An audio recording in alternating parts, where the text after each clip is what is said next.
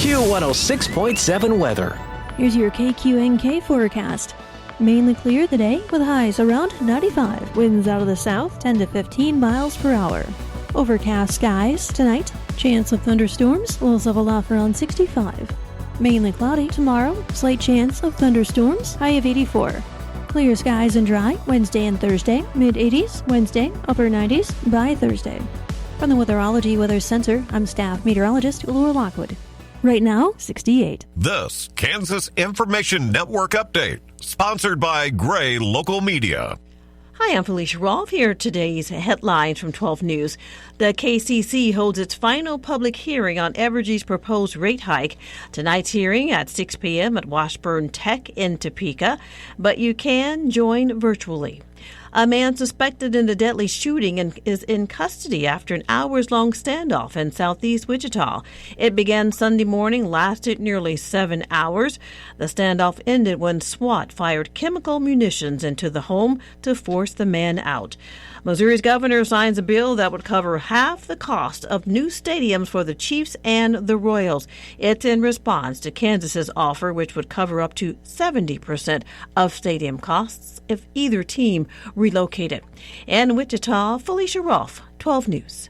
You're listening to the Kansas Information Network. With today's inflation straining your budget, your Kansas Farm Bureau membership can help keep more money in your pocket. Get 15% off current published rates at Nextech Wireless. Special member pricing on select Grainger products. Save on vacation and travel with Avis Budget and Choice Hotels. And join the Kansans who've switched to Kansas Farm Bureau health plans, who enjoy significant savings on nationwide medical health care coverage. Join today. For a full list of benefits, visit kfb.org/benefits. Substance use disorder and addiction is so isolating. And so, as a Black woman in recovery, hope must be loud. It grows louder when you ask for help and you're vulnerable. It is the thread that lets you know that no matter what happens, you will be okay. When we learn the power of hope, recovery is possible. Find out how at startwithhope.com. Brought to you by the National Council for Mental Wellbeing, Shatterproof, and the Ad Council. Good morning. I'm Natalie Hadley with your KQNK News. Brought to you by Firebolt Ag, LLC, serving all of your chemical and fertilizer needs. A 30-year-old Plainville man was sentenced to more than 13 years in prison on Friday in Rooks County District Court for rape and sexual assault. Brian Moran was initially arrested in September 2024 for 8 felony counts and 2 misdemeanor charges for a series of incidents that occurred August 23rd through the 26th in Plainville, and the Kansas Bureau of Investigation assisted with the investigation. According to court documents, Moran held the victim, with whom he was in a relationship, against her will on multiple occasions, and he kicked and hit the victim in the head, threatened her with an axe, struck her with a light bulb and a piece of wood, and strangled her multiple times. On April 22, 2025, Rooks County Prosecutor Danielle Muir filed an amended complaint with the district court, and on April 28th, Moran accepted a plea agreement. And under the plea agreement, Moran agreed to plead guilty to rape, aggravated sexual battery, and aggravated domestic battery, which are all felonies, and the other charges were dropped. With only one prior misdemeanor battery conviction, Moran faced a total of 161 months, or about 13 years and 5 months in prison with the Kansas Department of Corrections. According to the amended complaint, Moran, on 2 occasions, raped or forced the victim to engage in sexual intercourse, and Moran also committed sexual battery on the victim when she was unable to give consent during the same 2 incidents. The final count, aggravated domestic battery, combined all of the prior reported crimes from August 23rd to the 26th, 2024 into one charge. On Friday, Moran appeared in the Ellis County Courthouse in front of District Judge Curtis Brown, who handed down the 161-month sentence, with the judge saying to Moran that with what he did, the sentence doesn't make it any better, it doesn't heal, but it does serve justice. Moran was remanded back into the custody of the Rooks County Sheriff's Department and will be transferred to the Kansas Department of Corrections. On Friday, a 3-judge appeals court panel reversed a lower court ruling that blocked changes to gender markers on Kansas driver's licenses, and the ACLU of Kansas called the appeals court ruling a victory for transgender Kansans. The case goes back to July 2023 when Kansas's Attorney General Chris Kobach filed a lawsuit in state court against the government agency that issues driver's licenses. And at that time, Kobach asked the court to agree that state law prohibits transgender Kansans from changing their gender markers on their driver's licenses. The judge hearing that case then blocked Governor Kelly's administration from allowing changes to gender markers while the case advanced. In a news release providing background on the issues surrounding gender identity and state issue identification, the ACLU of Kansas reported being part of the effort to intervene in the case on behalf of 5 transgender Kansans. Kobach has 30 days to appeal the court's latest ruling in the case. 3 adults and a child were injured in an accident just after 5:30 p.m. on Friday in Trego County. The Kansas Highway Patrol reported that a 1993 Ford Ranger, driven by 69-year-old Gregory J. Kroger of Ellis, was northbound on 400 Avenue, 2 miles west of Ellis, when the driver failed to yield at Old Highway 40. The pickup struck a westbound 2001 Subaru Forester, driven by 32-year-old Crystal Y. Hoffert of Ellis, in between the driver's and rear doors, and after the impact, the Subaru spun around and rolled into the north ditch. EMS transported Hoffert and passengers, 40-year-old James D. Hoffert of Hayes and a 10-year-old girl, to Trego County Lemke Memorial Hospital. Kroger had a minor injury and was not wearing a seatbelt, according to the Kansas Highway Patrol. The Kansas Wetlands Education Center is offering 3 drop-in nature craft workshops this summer, and these come-and-go style activities will be held from 1 to 4 p.m. No registration is required for these free programs, and there will also be a short science lesson that fits the theme of the craft that will help kids gain appreciation for the natural world. The workshops will be held Friday, June 20th, to craft adorable felt bees, on Thursday, July 3rd, to design unique twig frames, and Friday, July 11th, to learn the art of macrame feathers, weaving, and knotting techniques. You can visit the center between now and Tuesday, August 12th, to pick up a free copy of the Kansas Wetlands Education Center Summer 2025 Get Outside Guide. And this booklet includes more than a dozen suggested outdoor activities for you and your family. From do-it-yourself bird feeders to planting wildflower seeds for pollinators and monitoring the moon phases, there's a lot of fun to be had at the Kansas Wetlands Education Center, local parks, or your own backyard. Kansas Wetlands Education Center, affiliated with Fort Hays State University's Worth College of Science, Technology, and Mathematics, is located 10 miles northeast of Great Bend at the Cheyenne Bottoms Wildlife Area. And for more information, you can visit wetlandscenter.fhsu.edu. In Nebraska news, charges against a woman charged in the death of her baby have been dismissed. Phillips County court records show that prosecutors moved to dismiss charges against Elenia Netfield, who had been charged with 2 counts of intentional child abuse, and the motion seeks to dismiss the case with prejudice, meaning it cannot be refiled. Court records do not indicate why the case was dismissed. According to Holdridge Police, staff at Good Samaritan Hospital in Kearney reported a 5-month-old girl was taken to the emergency room in May of 2024, and they said medical staff determined that the young girl had severe trauma related to child abuse. In June of 2024, the infant passed away at the Children's Hospital in Omaha. The baby's father, Jason Ruminga, has also been charged with those counts, as well as intentional child abuse resulting in death, and he's set to be sentenced on August 21st. On Wednesday afternoon, the Nebraska State Patrol was alerted that a homicide suspect from Chicago was driving through Nebraska in a semi-trailer, and according to the State Patrol, troopers were able to find the semi after it exited I-80 and parked at a business south of the interstate. Troopers found the driver, 34-year-old Isayan McGinnis of Tinley Park, Illinois, and arrested him without incident. He was lodged in the Lincoln County Jail on an active warrant for homicide in Cook County, Illinois, and the State Patrol is working with the United States Marshal Service and the Chicago Police Department on this case. Weather permitting, a mill and fill project is due to begin today, June 16th, on Nebraska Highway 89 or N89, according to the Nebraska Department of Transportation. Mill and fill is a process of removing deteriorated asphalt in preparation for placing an asphalt patch to improve the roadway surface and drivability. State maintenance forces will be performing a mill and fill from reference post 25 to reference post 26, starting at the N47 junction. and this work is anticipated to take 3 days, where the traffic will be maintained with the pilot car and flaggers. Motorists are reminded to drive cautiously in and near work zones, to buckle up, and to put their phones down. I'll be back with more in just a moment. Firebolt Ag is a full-service fertilizer and chemical retailer. They customize products for individual farmers' needs, with the primary focus being customer profitability. Let Josh and Jack help you get the most out of your farm ground. They also provide in-house marketing with Ron Wall of Flatwater Solutions. Visit Ron in Phillipsburg or call Josh at 785-854-8484 or Jack at 308-840-2819. Firebolt Ag, your leader in agriculture.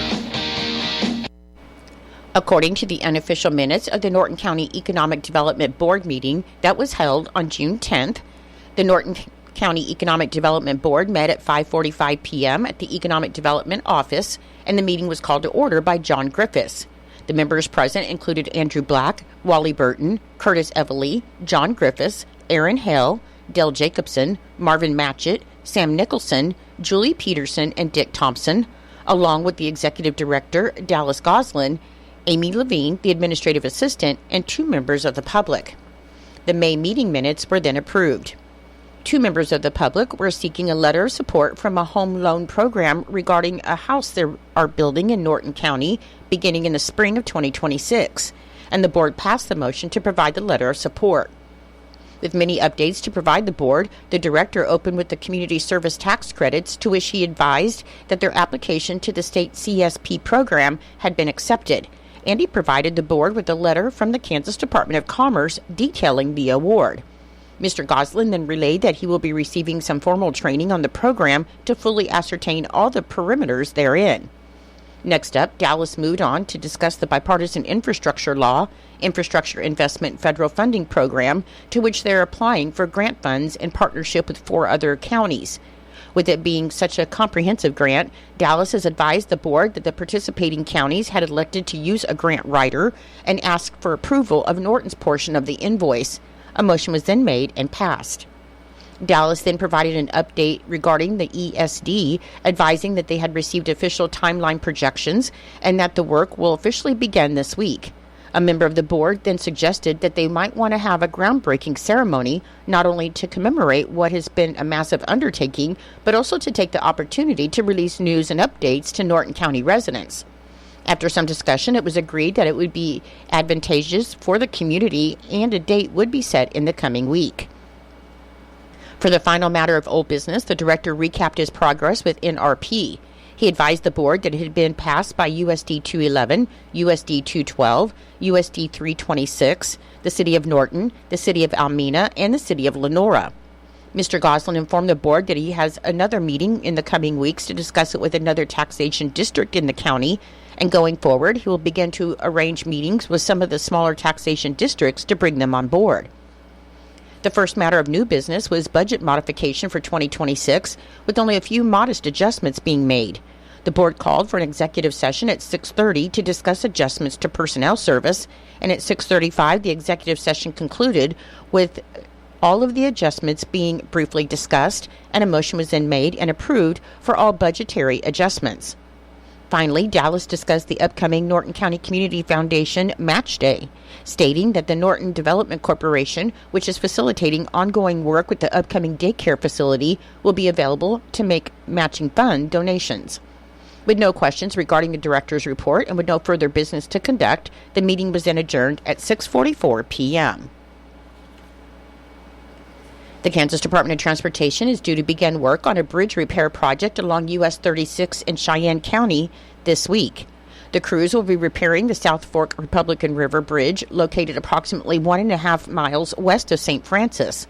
The traffic will be reduced to 1 lane through the work zone and directed by a temporary traffic signal, and motorists should anticipate delays of up to 15 minutes during the project. This work is expected to be completed in September, conditions permitting.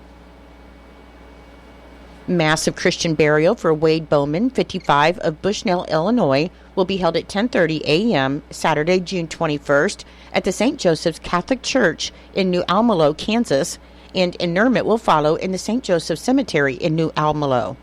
Memorial contributions are suggested to the Peyton Bowman Education Fund or to the Bushnell Fire and Rescue Squad, and condolences may be left at plumbergobber.com. I'm Natalie Hadley. Your KQNK News was brought to you by Firebolt Ag, LLC, farmers helping farmers to succeed. You can contact Firebolt Ag today to get the most out of your farmland. Your KQNK weather forecast is being brought to you by Hinkle Termite and Pest Control, your Norton experts for all of your pest control needs. Your forecast for today, it should be sunny with a high near 95 and a south wind of 10 to 15 miles per hour. For tonight, there's a 50% chance of showers and thunderstorms, mainly between midnight and 5 a.m., and increasing clouds with a low around 65 and a south wind of 10 to 15 miles per hour. On Tuesday, there's a 50% chance of showers and thunderstorms, mainly after 1 p.m. Otherwise, it should be partly sunny with a high near 84. And on Tuesday night, there's a 50% chance of showers and thunderstorms before 1 a.m. It should be mostly cloudy Tuesday night with a low around 58. I'll be back with more of your forecast in just a moment. When you got bugs, we know what a nuisance that can be. Lock 'em out. From Hinkle Termite and Pest Control, Lock 'em Out is our very effective residential insect prevention program. We'll come to your place and treat your foundation plus all insect entryways. And while we're there, receive a free termite inspection. Call Mr. Rich Wenzel, our certified technician in Norton, at 785-202-0167. That's 202-0167. Continue with your weather forecast. On Wednesday, it should be sunny with a high near 85. On Thursday, sunny with a high near 96. On Friday, sunny and hot with a high near 107 and breezy. On Saturday, sunny and hot with a high near 106 and breezy. And on Sunday, it should be sunny and hot with a high near 98 and breezy. Currently, with fair skies, it is 70 degrees. The humidity is 83%. The wind speed is south at 13 with gusts to 18 miles per hour. The barometric pressure is 29.94. The dew point is 64 degrees. Your weather was brought to you by Hinkle Termite and Pest Control right here in Norton. You can call Hinkle Termite and Pest Control at 785-202-0167 for all of your pest control needs. It is 8:22. It's time for Kansas Sports. That's being brought to you by United Northwest Federal Credit Union, where everything they do for you. Save more, earn more with the Easy Saver account at the United Northwest Federal Credit Union. Enrollment in this program automatically rounds up the amount of all debit card and share draft purchases made from your checking account to the next whole dollar and deposits into the Easy Saver savings account. Not only will this account help you save, but it also earns 2.01% APY monthly. Special terms and conditions apply. Come in today and open your Easy Saver account at the United Northwest Federal Credit Union, where everything we do for you. NCUA insured. KIN Sports, I'm Spencer Dupuis. Last year, the Chiefs drafted safety Jaden Hicks, and towards the end of the year, he was able to get on the field, and guess what? He also learned a thing or two along the way from former Chief Justin Reed, who's now with the Saints. Hicks spoke during OTAs this week about how Reed helped him. I think I'm a lot more comfortable this year. There's obviously still room to grow, still room to, learn, but I think Jay Reed was a great help, helped me get everything under myself. And just keep stacking the days, keep getting better each day, and I think that's the most important thing for this year. Kind of playing the role that he's playing this year, so he really did a great job taking me under his wing, just being savvy, know how to disguise the defense a lot, and that's a big part of our scheme, and just getting the disguises. So he did a really good job with that, and, just setting a good example, for what I should look up to. Kansas Information Network Sports, I'm Spencer Dupuis. Wheat growers of Kansas, it's time to push performance with Westbred wheat. With regionally proven varieties like WB 4699 with Fusarium head blight tolerance and WB 4792 with wheat streak mosaic virus tolerance. Trust Westbred wheat to help you get the most out of every acre. Now's the time. Boldly grow. Seize the season with Westbred wheat. Performance may vary. Read and follow pesticide label directions, grain marketing, and other stewardship practices. What I know about courage, I learned from my adoptive mom. She said sometimes you just gotta hold on and know we'll get through this. Mom, we are so high up. Hold my hand. No, you hold my hand. Here we go. Learn about adopting a teen from foster care. You can't imagine the reward. Visit adoptuskids.org to find out more. This message is brought to you by Adopt U.S. Kids, the U.S. Department of Health and Human Services, and the Ad Council. It's true, many of us spend more time thinking about what's for dinner than preparing for retirement. But if you think your retirement needs deserve more attention, I agree, and I'd like to help. I'm Edward Jones Financial Advisor Philip Eisenhagen. Together we can give your long-term retirement strategy the attention it deserves. Stop by our office at 418 East Holm here in Norton or call 877-3373. Edward Jones, Making Sense of Investing, member SIPC.